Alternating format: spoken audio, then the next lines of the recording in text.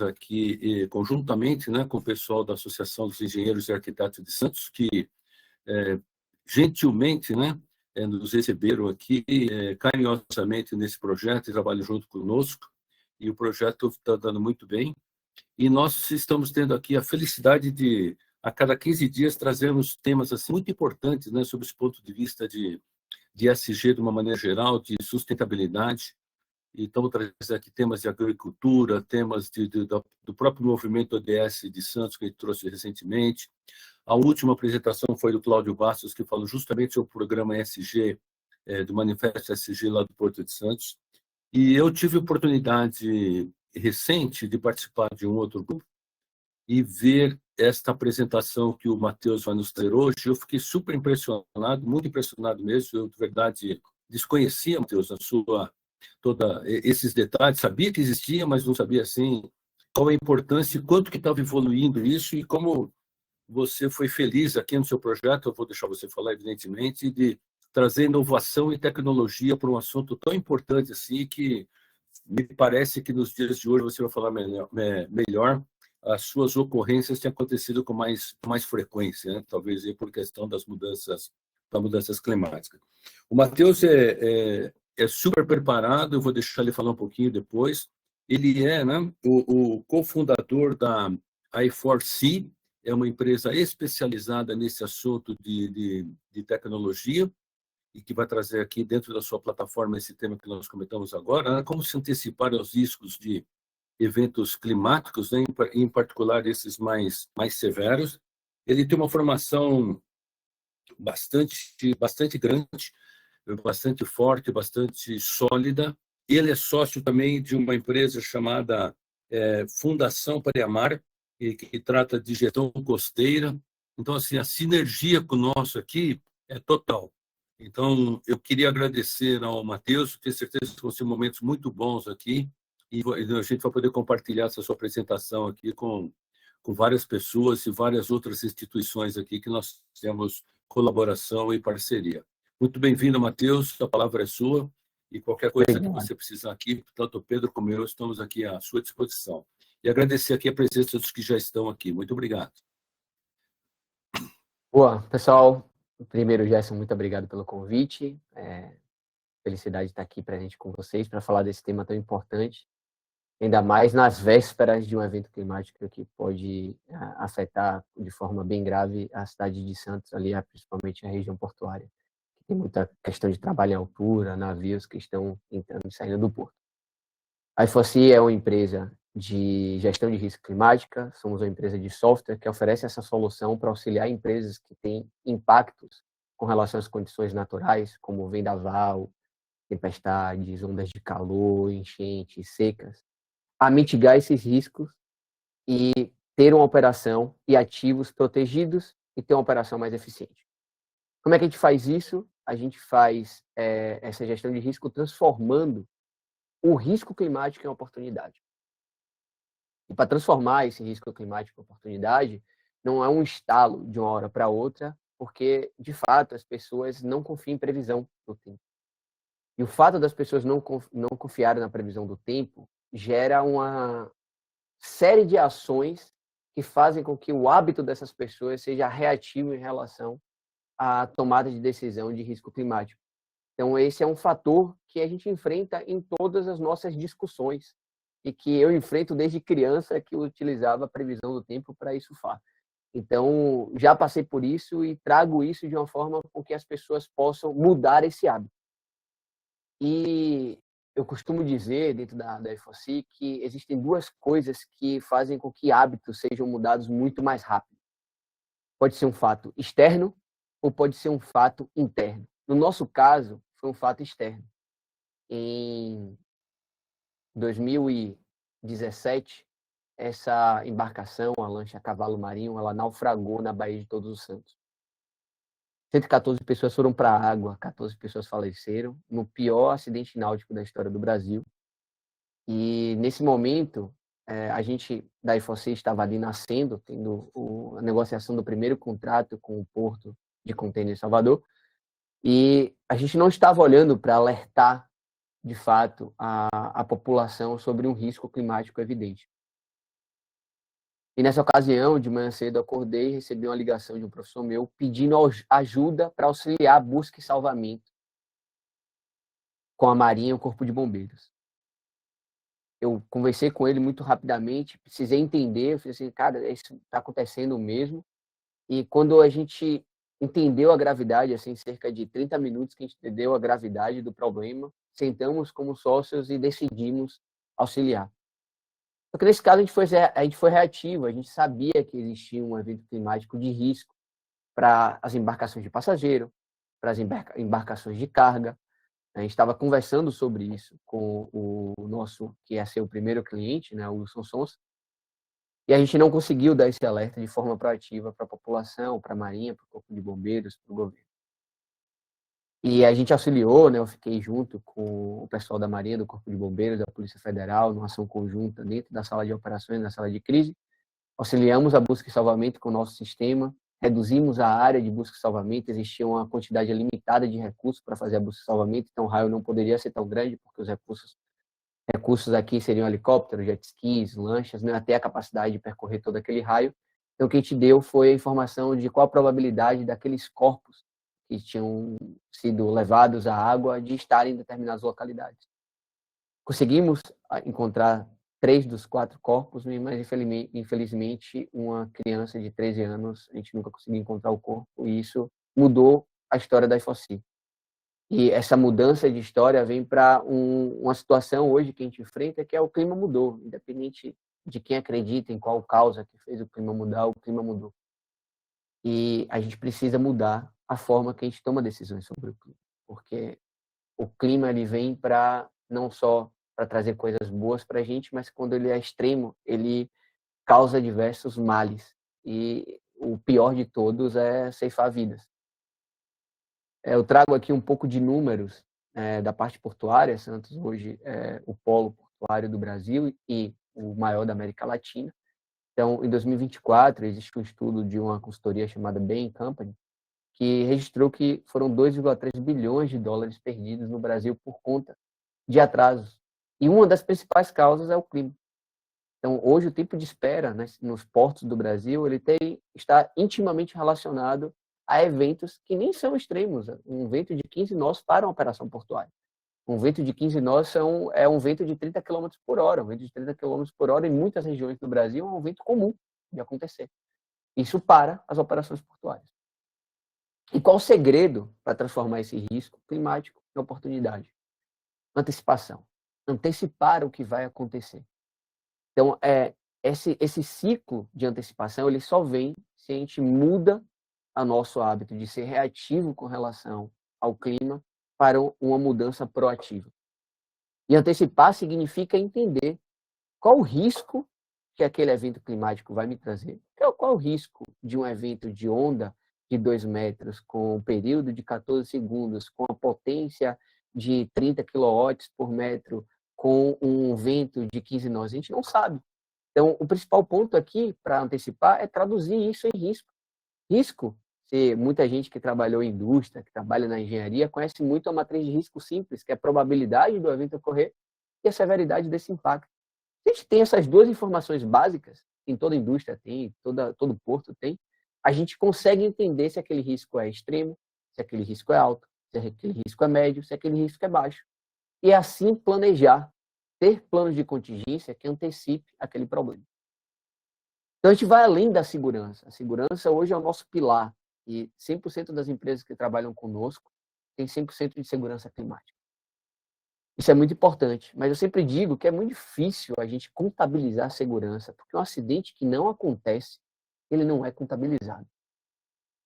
As empresas normalmente têm ali tantos dias sem ter o acidente. Isso é bem bacana, porque ajuda a gente a pensar, ok, não teve nenhum acidente climático. Mas ele não foi contabilizado junto com o conselho da empresa, não foi contabilizado nos resultados da empresa. Então, para além da segurança, para uma cidade portuária como Santos, a gente traz a otimização de berço, organização do line-up, redução do tempo de espera, a gente traz captura de navios extras, um planejamento melhor da contratação de terno. Terno é aquela mão de obra avulsa que a gente precisa contratar para operar nos nossos navios. Para abertura e fechamento de porão, o Brasil é um país que exporta muita commodity, né? Açúcar, tem muito problema com chuva. Os grãos, soja, milho, todos têm problema com chuva. Então, adequar isso é também diminuir o consumo de combustível. Para que o navio ele precisa vir queimando combustível e parar num porto e ter que esperar 5, 6 dias para operar? Porque ele não pode vir de forma mais lenta, sabendo dessa mensagem de forma antecipada. Então, os benefícios para a cidade de Santos, para a parte portuária, é muito grande, como benefício também para a população, quando uma prefeitura tem uma cidade inteligente ligada à inteligência climática, que ela pode identificar quais são as zonas de alagamento, pedir para as pessoas retirarem os carros das suas garagens, porque vai inundar, avisar antes, né, com 24, 48 horas de antecedência. Então, isso tudo é o benefício da inteligência climática. E como é que a gente chega nesse estado de proatividade? Como é que a gente muda as pessoas de reativo para proativo? O primeiro passo é dar para essas pessoas uma análise baseada em dados.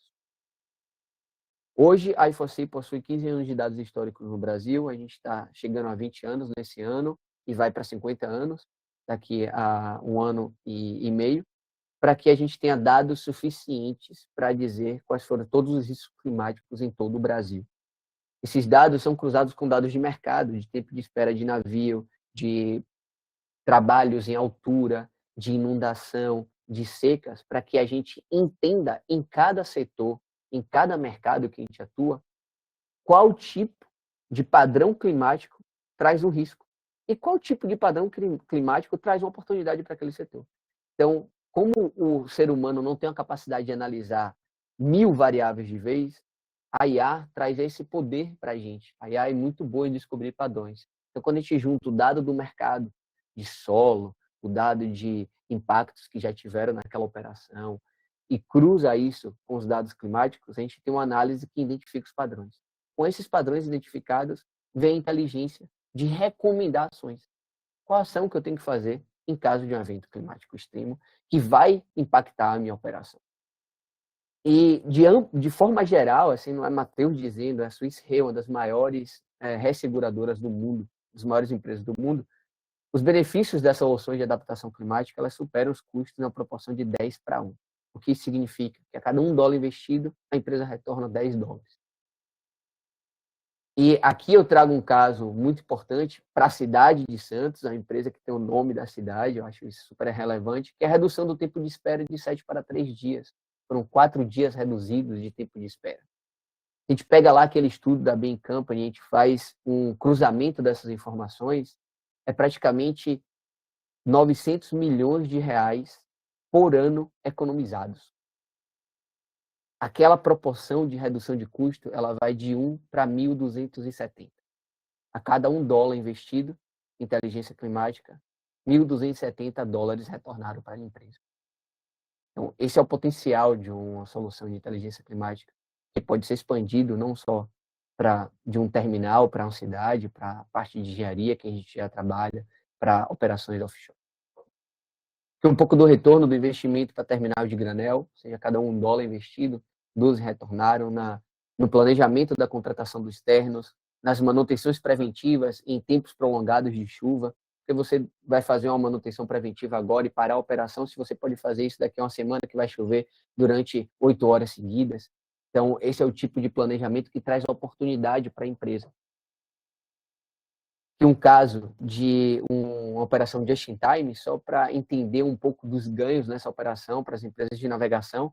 Quando você tem uma operação just in time, significa que o navio ele teve a capacidade de chegar exatamente no momento da atracação, ou seja, ele não esperou dentro do fundeio, e o navio ele é como um caminhão, ele não deve ficar parado, ele deve estar se movimentando. O tempo parado é para retirar a carga ou para colocar a carga.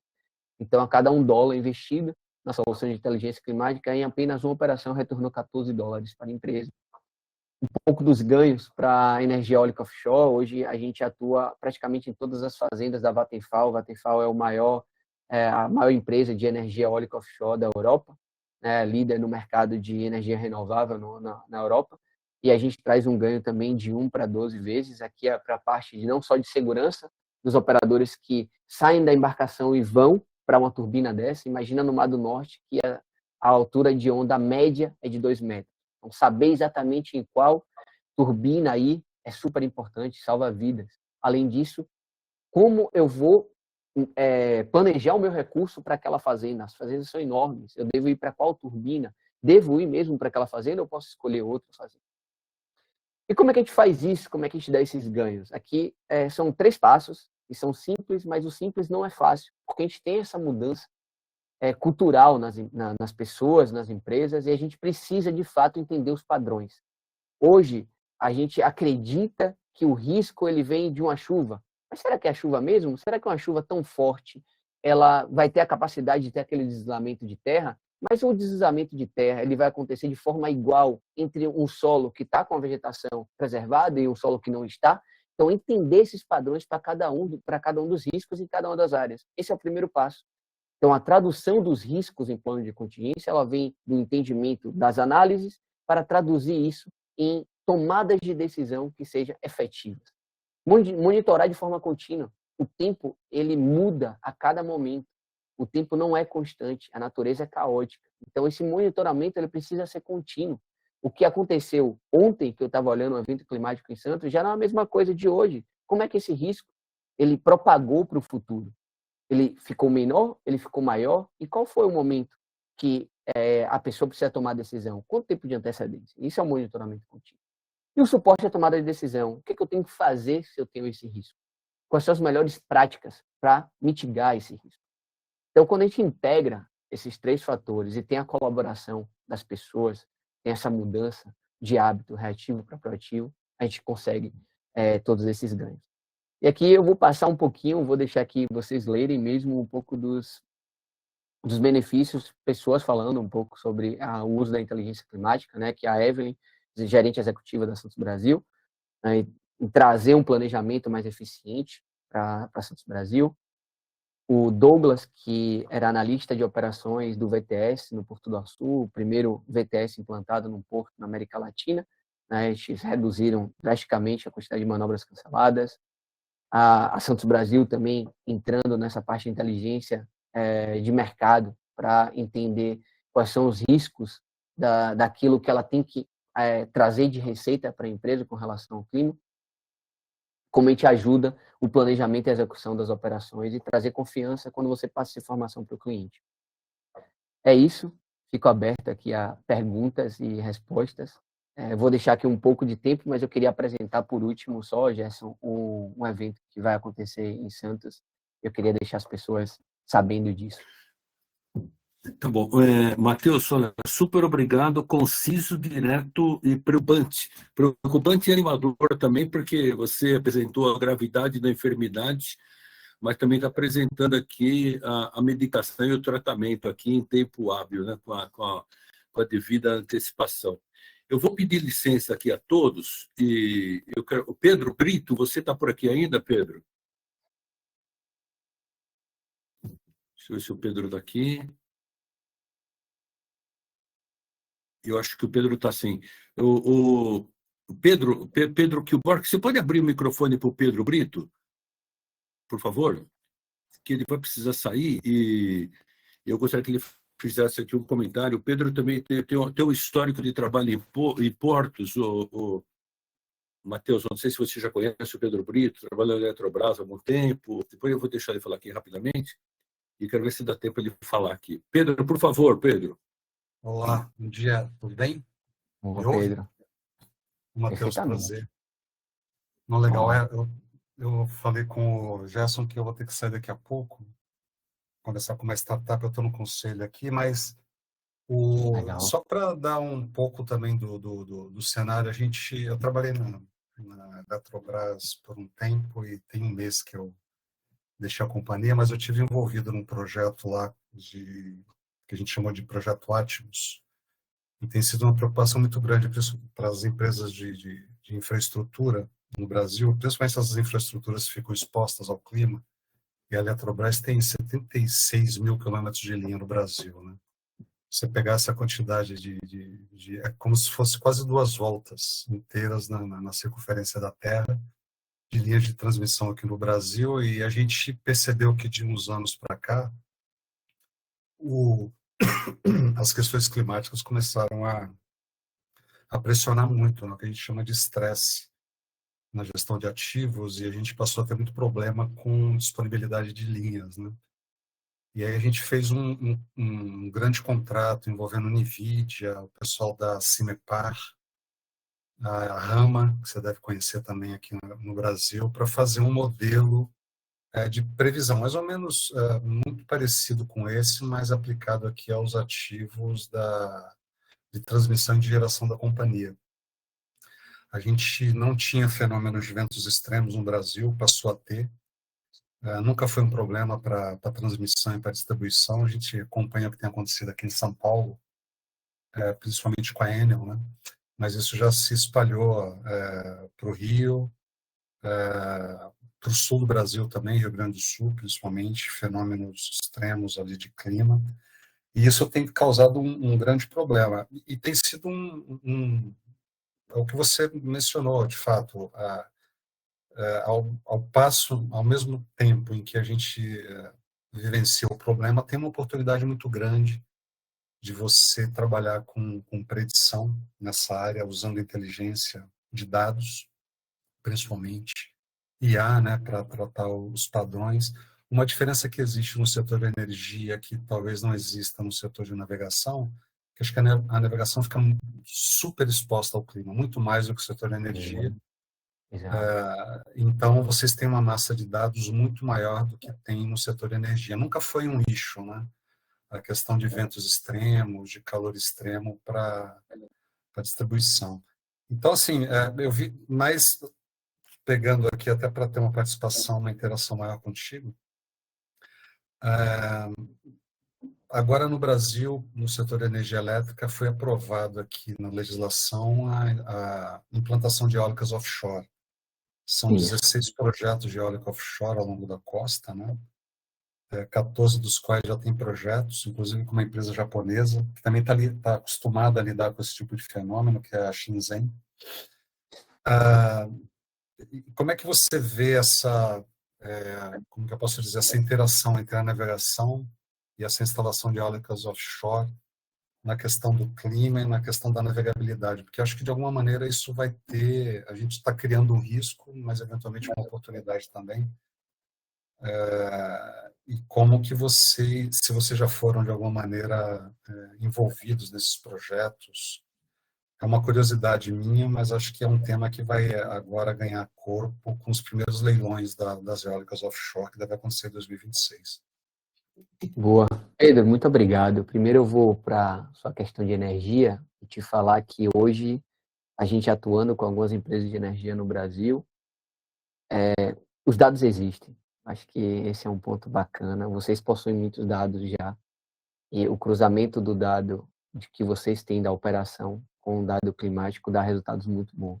Acho que o Brasil, ele, por ter essa matriz energética de hidrelétrica, a gente tem uma questão climática aí muito séria para entender, até no mercado livre de energia e entender a capacidade energética do Brasil a chamar assim a curto prazo, enquanto não tem outras grandes fontes, tá? Então, eu estou até apresentando aqui o caso da offshore, porque quando a gente olha, acho que fica mais fácil dessa questão da manutenção, né? Hoje a gente trabalha em 17 fazendas no Mar do Norte, com a Vattenfall, e aqui é um caso claro do agora e as próximas 3 horas, de que ele não pode ir para uma parcela de turbinas da fazenda, e o agora ele pode operar nessas turbinas, e daqui a 3 horas ele pode operar nessa turbina também.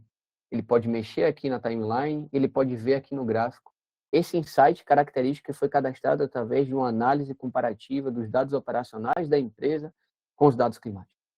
Então, ele pode ver que ele não vai conseguir operar de 10h25 do dia 28 até 31/7, às 18h35. Então, esse é o tipo de planejamento que a gente dá para as empresas. Então, respondendo a gente hoje está preparado para atender todo o mercado de energia eólica offshore do Brasil. A gente tem cases relevantes na área, a gente já validou esses cases, a gente atua de forma que a empresa tenha a capacidade não só de aumentar a segurança, mas também de diminuir os custos de operação e manutenção, que hoje na energia eólica offshore é 30%. Né? Então, assim, é muito importante que essas empresas tenham essa capacidade de visualizar daqui a 10 dias quais são esses riscos climáticos. E sobre energia, eu acho que eu fico feliz que a Eletrobras tem esse tipo de projeto, porque já mostra a maturidade, né, da empresa em antever esse tipo de fenômeno. E aí é trabalhar com inteligência climática agora, né, o próximo passo, porque já ter a previsão já é algo muito positivo. Então, como dar o próximo passo e trabalhar com inteligência climática para que essa antecipação traga oportunidade no fim do dia.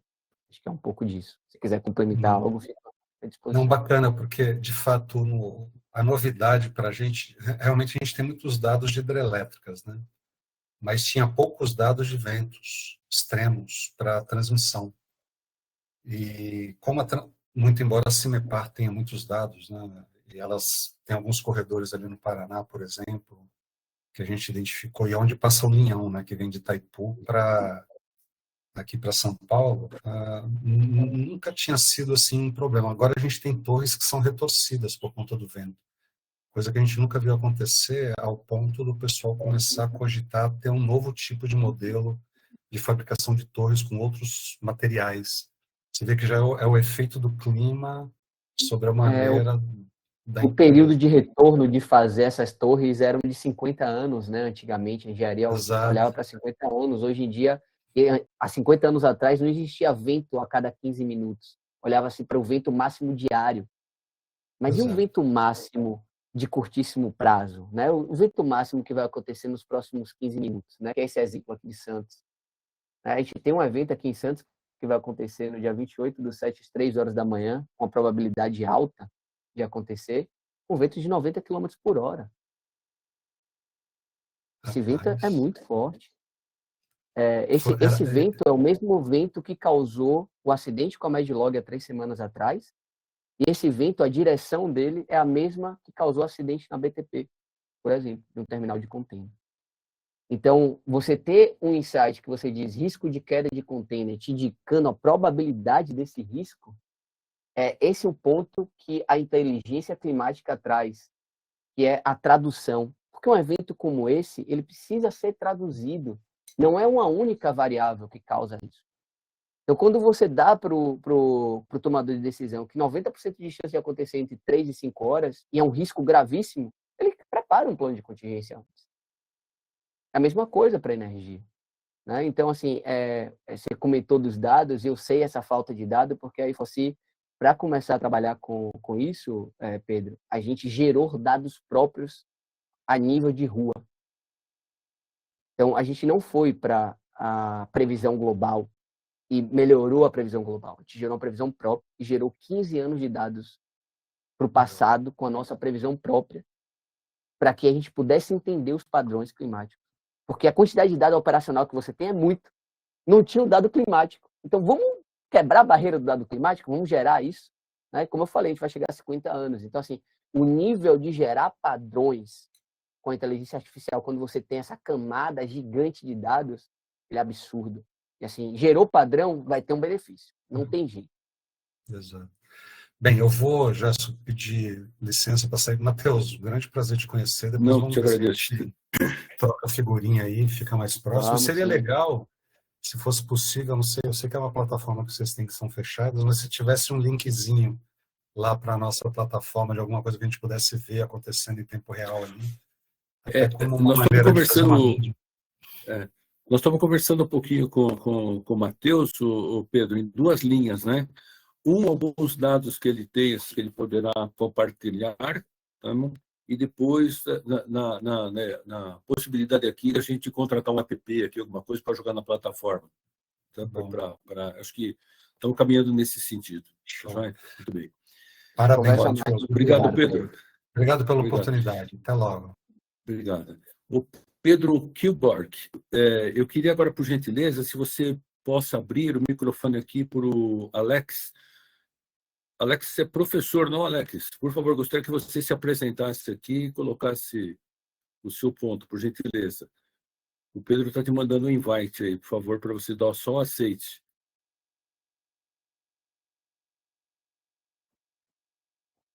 Deixa eu tirar aqui, a câmera está aberta.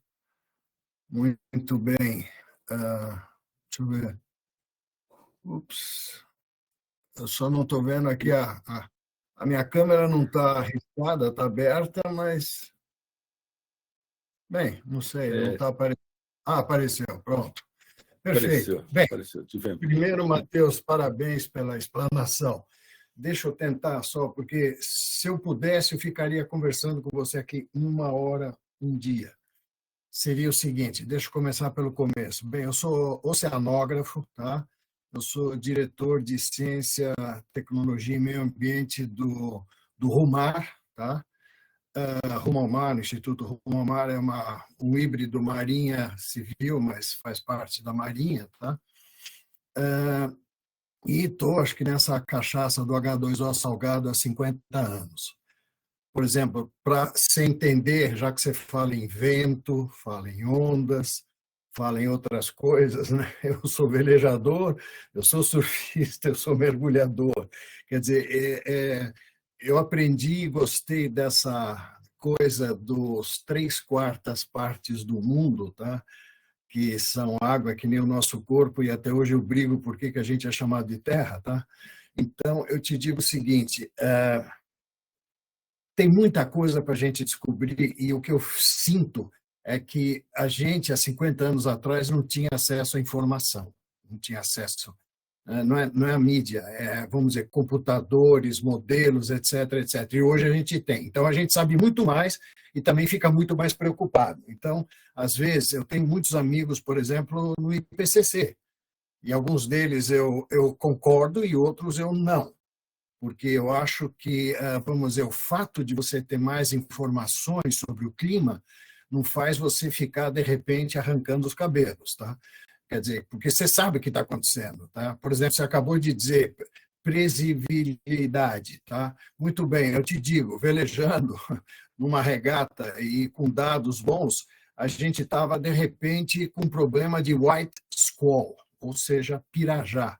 Esse, quando vem, de repente, você não sabe de onde, como, e olha, a gente estava linkado em INPE, NIMET, DPC, DHN, NOAA, tudo, e não apareceu aquilo. Tá? Ele veio, baixa os panos, senão rasga, não tem nem riso de vela, bota um weather bucket, apruma na porranca e espera aquelas 15, 20 minutos, meia hora, no máximo 1, 2, e aí é aquilo que você falou, de repente, puta, 90, 100 ou mais quilômetros de vento. Então, essas coisas, por exemplo, que nem um amigo meu, surfista da África do Sul, veio uma daquelas freak waves, tá? Que você sabe que quando junta do Oceano Índico e Atlântico, e de repente a proa do navio fica numa onda e a popa na outra e um vão no meio, e eles racham no meio, sabe? Então, como também wave fetch, wave height, wave length, período, tal, não sei o quê. Então, eu vejo que essa ciência, sabe, é muito, mas muito importante. O que você está fazendo, eu só posso aplaudir porque, sabe, você está fazendo quase que a missão impossível, tá? Porque quando você conversa com meteorólogos, esses, aqueles, oceanógrafos, seja físico, geólogos, meteorólogos, você sabe o universo de coisas que você tem. Por exemplo, eu passei meses em cima do Banco Davis, lá que você sabe que fica entre Vitória e Trindade Martim Vaz, estudando as algas calcárias, tá? O litotano. De repente, de tudo aquilo que eu já tinha aprendido, vem um amigo meu e fala, mas você levou em consideração o ponto anfidrômico? Falei, what? Bem, você já ouviu, falou, pensou sobre eles? Então, são coisas que a gente vai, tenta entender, estudar e ver o que está acontecendo, que cada vez, né, beats me. Então, aí eu volto para uma outra coisa que eu gostaria de te perguntar. Você falou das torres eólicas, né? Uma coisa que eu estou vendo, que eu penso, seria como a geração de, vamos dizer, energia por ondas, marés e correntezas, tá? Isso é uma coisa também que eu acho muito mais limpa, mais segura, apesar de que o custo-benefício ainda, né, não apareceu para fazer. No geral, a minha pergunta é, de tudo isso que eu tentei fazer muito rápido, o teu grau de acertabilidade dentro de todas as variáveis aleatórias é de quanto? Excelente. Alex, legal, porque somos colegas de gerações diferentes de oceanografia, mas eu fico feliz toda vez que eu encontro o oceanógrafo também. Então, assim, bacana. A gente tem os mesmos amores e paixões. Infelizmente, eu larguei o mergulho. Nunca fui velejador, apesar de ter grandes amigos velejadores, né? Que, inclusive, um amigo que é recordista Cape Town Rio. Então, assim, velejar com ele, para mim, é maravilhoso. Assim, você toma Júlio porrada de Esteves. Como? Júlio Esteves. Pode ser que esteja na equipe, é Leonardo Chicorel. Não sei se você conhece. Ah, tá. Não, estou falando que esse baiano, desculpa, o Júlio Esteves, para mim, um dos grandes velejadores da Bahia, e ele foi o cara que, junto com um parceiro dele, foi atravessar da África para o Brasil num Hobbycat, num catamarã, sabe, sem cabine, sem nada, que nem o Beto Pandiani fez.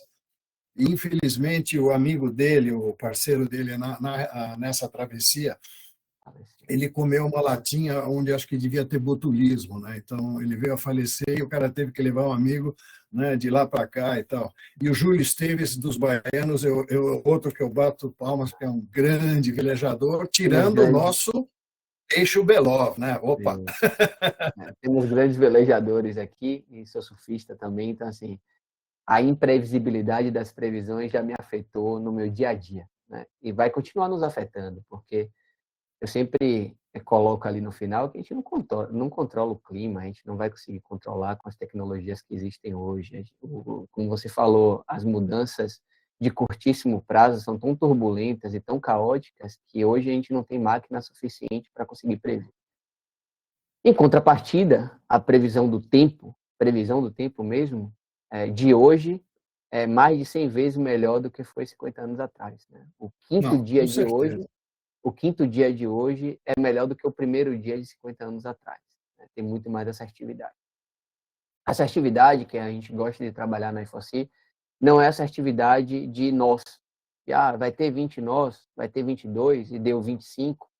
Né? Não é assertividade RMSE que a gente está acostumado na ciência, né? Apesar de olhar para isso quando a gente faz os modelos. E sim assertividade na tomada de decisão. Quando a gente cruza os nossos dados de previsões hiperlocais, na escala de 1 quilômetro, com os dados do mercado e depois com os dados do próprio cliente, e consegue identificar esses padrões, a gente chega a uma assertividade de a cada 10 tomadas de decisões, 8 foram bem-sucedidas. Então, a gente está falando de 80%.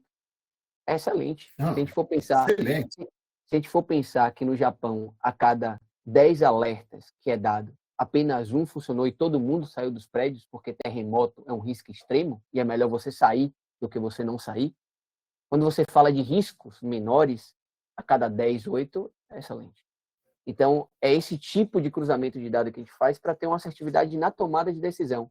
Aí você pergunta, mas Matheus, você está dando para o cara uma melhor assertividade em relação a nó? Às vezes não, mas para o cara só precisa saber que aquele conjunto de fatores vai causar um problema para ele. Ele antecipando aqueles fatores, ele tem um plano de contingência melhor. E ele tomou uma decisão antecipada, aquele problema já não é mais problema para ele. Então, isso foi uma decisão assertiva para a gente. Então, eu vou traduzir aqui no caso real agora de Santos.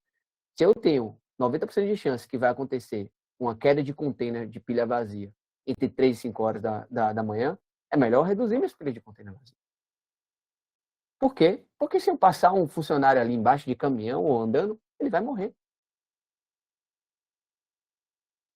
Então, esse fator é importante, né? No nosso olhar de tomadores de decisões, nosso olhar de segurança, nosso olhar de plano de contingência. Então, é isso que a gente tenta fazer. E, assim, eu acho que o momento é propício porque, com a inteligência artificial, a gente consegue cruzar cada vez mais informações e mitigar essa ação caótica da natureza. Né? Tentar mitigar um pouco. A gente vai conseguir mitigar tudo? Não, nem é nosso intuito.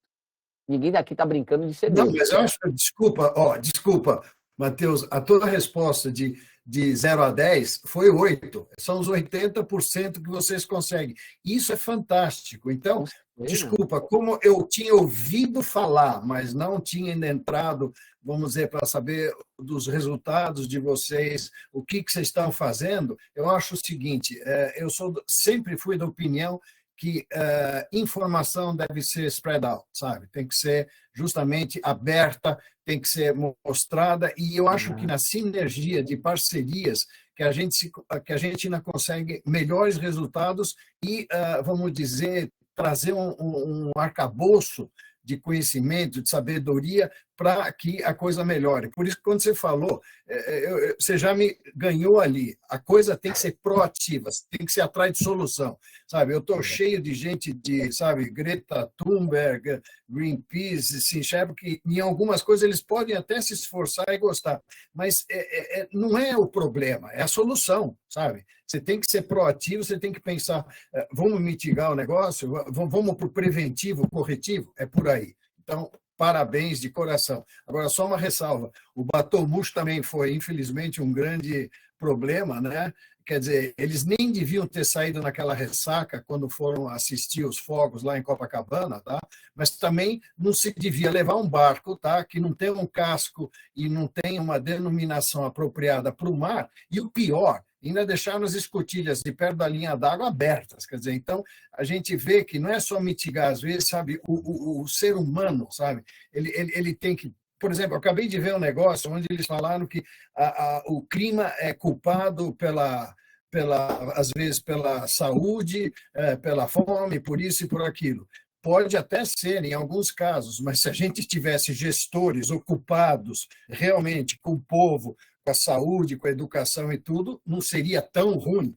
Então, mitigar o problema vai também da consciência, da razão e sabe, do ser humano de acompanhar para e passo em todos os, sabe, níveis para que a coisa melhore. O que você está fazendo vai já ajudar muitíssimo, porque Santos, pô, realmente, sabe, a gente até sabe, por exemplo, eu até um tempo atrás não sabia que tem prédios na orla de Santos que são meio tortos, né? Né? Então, vamos dizer, o que aconteceu ali com a geologia, infiltração. Eu sou daquele tempo que ainda vi Santos, tá? Porque eu sou, vamos dizer, meio caiçara, porque meu pai botou uma casa em Bertioga, tá? Quando eu tinha 4 anos, né, em 1956. Tá? Então, eu sempre passei por Santos, sempre gostei de Santos e conheço. Agora, eu sou da época que Minamata e Cubatão eram os 2 lugares mais poluídos do mundo, entende? Então, isso aí é um outro problema de saneamento básico, educação. O prefeito dava 2 litros de leite para o pessoal e achava que estava ajudando a população. Não é por aí. Então, cruzamento de dados, de coisas, vamos dizer, coerentes, objetivas, é o que vai levar a gente a melhorar não só o nosso conhecimento e informação, mas a nossa vida. Então, mais uma vez, sem me delongar, parabéns, Matheus, mas eu gostaria de ter o teu e-mail, teu WhatsApp, por uma outra razão, é justamente spread out knowledge. Então, nós temos um site e um blog, tá? Que é o Rumar.org.br e o Instituto Rumo ao Mar.org.br. Tá? Isso aí seriam plataformas para você usar, porque a gente já usa os dados da DPC, DHN, NOAA, todo mundo, mas os teus eu acho que são excelentes também. Então, tudo que você queira fazer, usar, divulgar e mostrar, e claro, essa plataforma que eu acabei de ser convidado pelo meu amigo velejador Matias Mangas, né? Eu já estou parabenizando o Gerson pelo trabalho de vocês, pelo Blue Santos, e tem uma pessoa que ontem eu convidei, um grande velejador amigo meu, que eu espero que faça parte também do Blue Santos, pelo viés da educação ambiental dele, por ter sido um velejador único no mundo, né? Que velejou o mundo inteiro também no Hobie Cat, né? Atravessando Pacífico, Atlântico, Ártico e tal, que é o Beto Pandiani, que é santista. Tá? Então, ontem eu mandei um invite lá para ele, vamos ver o que ele também participa. Então, tem muita gente boa, e eu acho que Santos, sabe, é uma cidade fantástica. E pelo fato de ela ter tantas, multifacetada em termos de negócios, né? Não só portuários, mas o que aquilo faz. Por exemplo, você tem a Fischer e a Cutrale, que são os maiores produtores de quase laranja do mundo. Tá? Aí você tem a parte de fertilizantes, você tem a parte petroquímica, todos eles. Se a gente pudesse fazer com que essa turma, que nem na Lei Rouanet, pudesse pegar parte do imposto de renda deles e investir, tá, em informação, na tua, tá, para mitigar problemas climáticos, mas também tantos outros, sabe, para melhorar e dar uma sustentabilidade para essa cidade que é maravilhosa, pô, ela merece, entende? Por exemplo, os manguezais que tem ali de São Vicente por trás, vindo até Cubatão, pô, eles merecem ser limpos, sabe? Aquilo já foi um berçário, né, de um ecossistema valiosíssimo, tá, de peixes, crustáceos e moluscos. E hoje o que é? Uma cloaca, entende? Então, tudo isso entra nesse cenário. E você, com a tua informação, eu acho que é parte integrante e importante disso. Obrigado. Muito bom. Alex, eu ia no chat, tá? O meu e-mail e telefone. Tá? Muito bom. Alex, eu ia agradecer aqui a sua participação e te convidar para a plataforma, mas eu vi que o Matias já fez isso, né? E muito bom. E eu vou, André, o André está aqui na participação, vou deixar o André, se você me permitir, André, para você fazer o desfecho. E eu vou fazer aqui, vou só citar pontos aqui, viu, o Matheus? Só para você citar aqui. Deixa eu só fazer um comentário breve. Eu vou ter que sair em 5 minutos, que eu tenho uma outra reunião em cascata aqui. Esse negócio de trabalhar remoto, você fica botando reunião em cascata. Vamos muito rápido aqui. Eu vou falar em bullets aqui, tá? Antes de passar para o Matias e na sequência para o André, tá bom? Então, assim, a nossa presidente do CONDEMA dos Santos, tá? Que é da Conselho de Defesa do Meio Ambiente, da Prefeitura de Santos, ela é remadora, vai remar amanhã em Santos e estava preocupada com as condições climáticas. Ontem estava conversando com ela muito na linha aqui do que o Alex comentou. Quem trabalhou em logística sabe quanto que significa 3 dias a menos de espera num tanque, num porto, o que é uma demurrage, quanto custa uma demurrage, quanto custa o descarte de óleo de bunker. Matheus, você sabe quanto é isso? Tem muito dinheiro envolvido nisso. Quanto que pode complicar, por exemplo, né? Quanto que pode complicar, por exemplo, içar numa grua um reator de uma petroquímica, você está colocado, e se aparecer um vento repetido, eu já tive, infelizmente, a oportunidade de ver isso no polo químico, justamente aí em Camaçari, é uma coisa muito problemática. E também tive a experiência, né, de estar cuidando de uma parte logística, quando eu estava no México, de uma carga que estava seguindo para o México com alguns granéis de metil-etilcetona. Infelizmente, houve um incidente de vento repentino, Matheus, e gerou uma faísca, né, de um container e pegou fogo no barco. Então, por conta disso. Então, se houvesse esse cuidado aqui, não teria acontecido.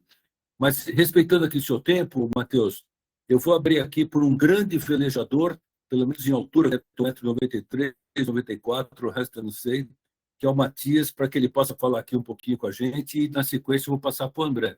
Matias, por favor. Muito rapidamente, olha, eu queria realmente agradecer, né, ao Matheus, fantástico. Eu cheguei um pouco atrasado, desculpa, Matheus, mas peguei as mensagens e entendi muito bem, né, toda essa questão da mitigação, da oportunidade de mitigar esses eventos extremos. Muito bom. Realmente queria convidar você a participar ativamente da nossa plataforma e, quem sabe, promover e colocar, né, à disposição, como você tinha mencionado, né, um pouco alguns dos conteúdos, né, seria fantástico, seria muito bom. Aqui a audiência, os participantes vão fazer muito uso e vão com certeza consultar você. Então, muito obrigado, agradeço muitíssimo. Agradeço também aqui a presença entusiasmada do amigo Alex Dumont e queria passar então a palavra de volta a você aí, Gerson, e passar para o André para fazer o nosso fechamento aí. Tá bom. E reforçar aqui o Alex que você convidou ele para a plataforma para participar de verdade, né? Porque eu acho que tem muita coisa para contribuir, não, Matias? Com certeza. Vamos lá. André, nosso presidente aqui, que já me corrigiu aqui, peço desculpas aqui, do Conselho Municipal de Defesa do Meio Ambiente de Santos, que é o CODEMA, que é a presidente Andréa, e passo para você a palavra, André, você que está envolvido nesse assunto de sustentabilidade pela associação, né? E prestando grande serviço no Porto, comentasse um pouco da sua experiência aqui, do nosso projeto e os comentários que você gostaria de fazer. Muito bem-vindo aqui, André. Muito obrigado. Legal, obrigado. Oi, Matheus, parabéns, muito interessante. E também foi bem, né, legal todas as informações. Eu morei na Holanda há 3 anos. Eu era expatriado o que hoje é a Maersk, né, antes era Pianona de Lloyd. Então, justamente lá o rapaz lá da previsão do tempo é o William Bonner daqui, digamos, né? É o cara mais famoso. Todo mundo para ver a previsão e lá é tudo muito flat, né? Então, você tem no mesmo dia inverno, né, verão, que é um verão de 15 graus e tal, né? Então, é bem interessante. E bacana que as informações, e até aqui em Santos também tem, não sei se você já conversou, provavelmente sim, na Unisanta tem um laboratório que o Áureo toca, que ele até já falou uma vez aqui nesse nosso grupo, que eles têm um laboratório bem interessante também. Então, também é legal, né, às vezes, de contactar eles. Com certeza. E né, toda essa questão que é o que vocês comentaram, né, cada um dia a menos do navio aguardando na barra, é um custo gigante, né, que a gente reduz aí na cadeia e reflete na gente, né, na prateleira do supermercado, né, comprando produtos, por exemplo, né. Então, é um tema bem importante. Então, é isso aí, só te dar o parabéns. E né, aqui no Blue, né, estamos aqui na Associação de Engenheiros Arquitetos de Santos, a gente até quer fazer um evento, depois a gente, né, vê contigo também, se você conseguir participar, sobre mudanças climáticas. Então, bem nessa ideia, para levantar aí essas questões e também a parte da educação ambiental, né, que também é importante. Então, legal, te dar o parabéns e quando estiver aqui em Santos, né, aí vem tomar um café com a gente. E Com certeza. Vamos... Com certeza. Estou em velejo, Santos todo mês, tá? Quando vier, avisa a gente. Eu também velejo, mas isso aqui só tem faixa preta, fiquei até com vergonha de... Eu também. Eu velejo snipe, desde criança aqui em Santos. O Matias escondeu o jogo aqui, eu fico com vergonha do Alex, Matias, porque o Matias eu sei que ele tem mais história para contar aqui, Matias. Olha, eu velejei muitos anos junto com o Alex, então conheço o Alex da vela, né? Nós somos velejadores de competição, de regata e tal, né? Já nos divertimos muito, competimos muito, mas o Alex é número 1, viu? Ele realmente está na frente de todos nós, quem sabe aí, com as técnicas e com os prêmios, né, recebidos aí, junto com grandes velejadores brasileiros aí. Então, realmente é muito bom. Velejar faz muito bem para nós, para a saúde, e realmente essa relação com o mar, né, ela é especial quando você veleja, né? Muito especial. Excelente. Muito bom. Gente, Matheus, gratidão imensa aí pela sua participação, por ter colaborado aqui conosco e parabenizar você deve ter ouvido isso muitas vezes recentemente, pelo seu excelente trabalho. Eu me comprometo aqui como envolvido, né, nesse assunto de sustentabilidade, de riscos aqui, a ajudar a divulgação do seu trabalho, que realmente é muito bom, na medida que eu comentei com você agora há pouco, aí, de outras instituições que nós estamos em contato. Ontem eu comentei, como eu te falei há pouco, né, com o Cláudio Bastos, lá da Autoridade Portuária de Santos, sobre você, e de uma menina do lado, a Tieco, o Fábio, André, perdão, ele falou assim, olha, precisa trazer ele para cá. Ele falou assim, não, ele está conversando com alguém lá, eu já sei que o assunto está aqui já dentro. tem um acordo de comparação com ele, já. Então, ele falou, o assunto já está aqui dentro, aqui, o trabalho dele é excelente. Mas, da nossa parte, eu quero abrir aqui a possibilidade da mesma reciprocidade que nós vamos te acionar várias vezes aí, que você acione a gente também, tá bom? Eu gostaria de estabelecer essa via de duas mãos aí, porque eu acho que a gente tem muita sinergia, como o André comentou muito bem aqui, e eu acho que a gente pode crescer nesse trabalho conjunto aqui, tá bom? Muito obrigado mesmo. Acho que foi de grande valia aqui essa nossa conversa aqui. Obrigado. Parabéns, viu? Estou à disposição. Obrigado. Um prazer conversar. Muito obrigado. Meu Deus. Tá ótimo, tá ótimo. Tá bom, um grande abraço, viu? Tchau, um abração. Tchau, tchau. Obrigado. Tchau, tchau.